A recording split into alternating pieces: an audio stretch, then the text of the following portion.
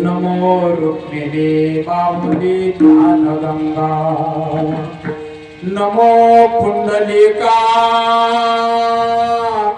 नमो चंद्रभागा नमस्कार माझा रुक्मिणी पांडुरंगा पांडुरंगा रूप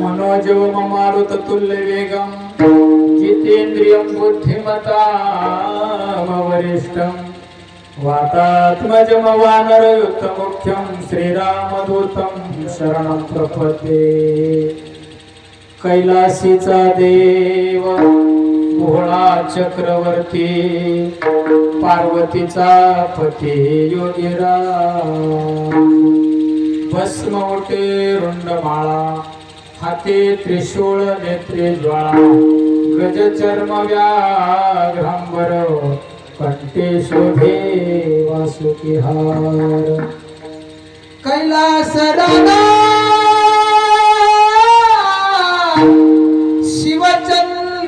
शिवचंद्रमौळी फणींद्र माता मुकुट जळाळी कारुण्य सिंधू भव दुःख हरी तुझ बीन शंभो मज कोण तारी आता माझे दंडवत तुमच्या संत चरणाशी प्रस्तुत प्राप्त प्रसंग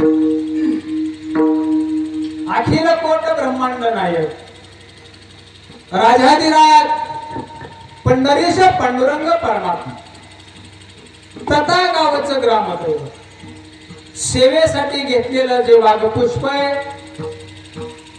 महान संत नव्हे नव्हे सकल संत कंठभूषण विवेक सज्जनो सूर्याची प्रखरता चंद्राची शीतलता नदीची दिव्यता आकाशाची अथांगता नभे नभे विवेकासहित वैराग्याचे बळ दगदगीत ज्वाळा आणून देहो निवासी ज्ञानेश्वरीय भगवान तुकाराम महाराजांचा 4 चरणाचा अभंग आज आपल्या सेवेसाठी घेतलेला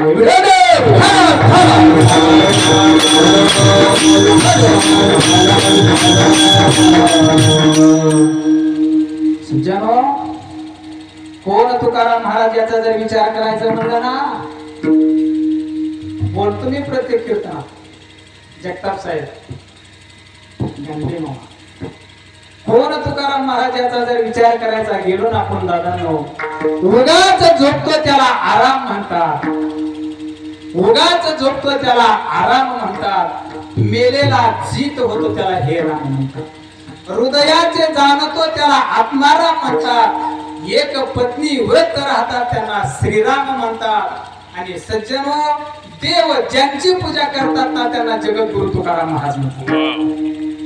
रामाचा त्याग म्हणजे तुकाराम महाराज आणि जनकाचा विदेहीपणा म्हणजे तुकाराम महाराज आणि जगद्गुरु तुकाराम महाराजांचा अभंगाचा आपल्या शेष अभंगाला स्पर्श करायचा सर्वांना ज्ञात आहे. आता काय पहिल्यावानी नाही, निरोप बातमी कधीतरी कळायचं, व्हॉट्सअप आहे, गुगल आहे, सगळ्यांना लगेच कळतंय. आणि म्हणून बेमेच्या पात्राला लगेच असणार पळस नाथाच्या पवित्र भूमीत जाताना या इंदापूर तालुक्यात पळसदेव नगरी, आणि या पळसदेव नगरीमध्ये अनेक आडनावाची लोक आहेत ना, अनेक आडनावाची लोक आहेत, आणि त्याच आडनावापैकी हिंगमिरे असणार परिवार. बरेच आडनाव, प्रत्येक गावात आडनाव असतात. आमच्या गावात दाजींना माहिती 47 आडनावाची लोक आहेत. त्यांची सासरवाडी ना आमची, आमचं दाजीत ते, आणि म्हणून हिंगमिरे परिवारातील आदर्श पिता कैलासवासी शिवलिंगाची भगवान हिंगमिरे मामांना जाऊन आज 1 वर्ष झाले, आणि त्या पश्चात आज वर्ष श्राद्धाची सेवा गावचे सुपुत्र आहेत तुमच्या, आमचे दाजी, त्यांच्या माध्यमातून माझं परिवाराकडे आलेली सेवा गांधी महाराज शिवाय म्हणलं आलोच डाळज मध्ये त्यांनी पहिला कार्यक्रम ऐकला, जगताप मामाच ना, जगताप मामा नाही बरं असू दे. आणि म्हणून म्हणले शिवाय चालत म्हणलं, आणि त्यांच्या माध्यमातून आलेली ही मामांची सेवा, आणि गोड असं नियोजन आहे. वर्ष श्राद्धाचा कार्यक्रम आहे, आणि त्यांच्या पश्चात असणारे मुलगा आहे सागर दादा शिवलिंग हिंगमिरे, मुली तो संध्याताई कापसे आणि सोनाली ताई मिटकरी, आणि सहचारिणी धर्मपत्नी असणाऱ्या माझ्या आई शैलजा ताई, हे बरे परिवारातून आलेले हे निमंत्रण, दाजींनी दिलेलं हे निमंत्रण तुम्हा सर्व श्रोतेजन टाळकरी मंडळी वारकरी बांधवांचं झालेलं दर्शन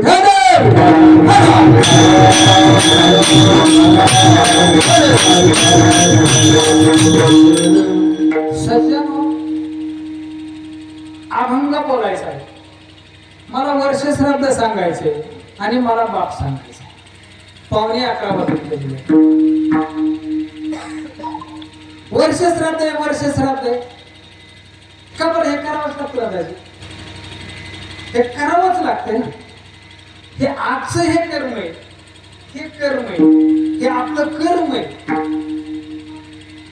कर्माचं हे 4 बाब पाहिजे. वेद विहित कर्म आहे, निश्चित कर्म आहे, आणि मग वेद विहित कर्मात काय येतं? चांगलं कर्म. वेदाने सांगितलेलं कर्म आपण करायचं. काय? पंढरीची वारी, गाईला घास, तुळशीला पाणी, आई वडिलांची सेवा, हे विहित कर्मात आहे. विहित कर्म आणि निश्चित कर्म, ते कर्म आपण करायचंच नाही. त्या वाईट गोष्टीचा त्याग आपण करायचा नाही. आणि म्हणून आजचं कर्म आहे ते नैमित्तिक कर्मात सांगितलेलं. कर्माचे प्रामुख्याने 4 भाग आहेत. नित्य कर्म आहे, नैमित्तिक कर्म आहे प्रायचित्त कर्म आहे आणि काम्य कर्म आहे. आणि आजचा कार्यक्रम हा नैमित्तिक कार्यक्रम. नित्य कर्म कोणाला दिलेले? तुम्हाला सरोवर करा, हरिपाठ म्हणणं, काकडा म्हणणं, स्नान संध्या करणं आणि चांगला प्रपंच करणं, कोणाला लबाडणं बोलणं, बरोबर. हे नित्य कर्मात आहे. प्रायचित्त कर्म कोणाला आहे? प्रायचित्त कर्म हे जर आपल्या कोण काय करता करता काही जर चुकलं तर ते कर्म करणं फेडण्यासाठी बऱ्याच ठिकाणी आता जुन्या माणसांच्या मनी येतं. जुनी लोक सांगायची मांजर मारल्यावर काशीला जावं लागतं, मांजर मारल्यावर काशीला जावं लागतं. आणि मग काशीला जायचं, तिथं प्रायचित्त घ्यायचं, काय असेल ते करायचं आणि पुन्हा गावात यायचं. मग गावात आले की आपण लगेच सांगतो काशीला गेलो, प्रयागला गेलो, काशीला गेलो. आणि मांजर मारलंय ते सांग ना, काशीला गेला मग काय झालं? गंगे गेल्या ज्ञान संगे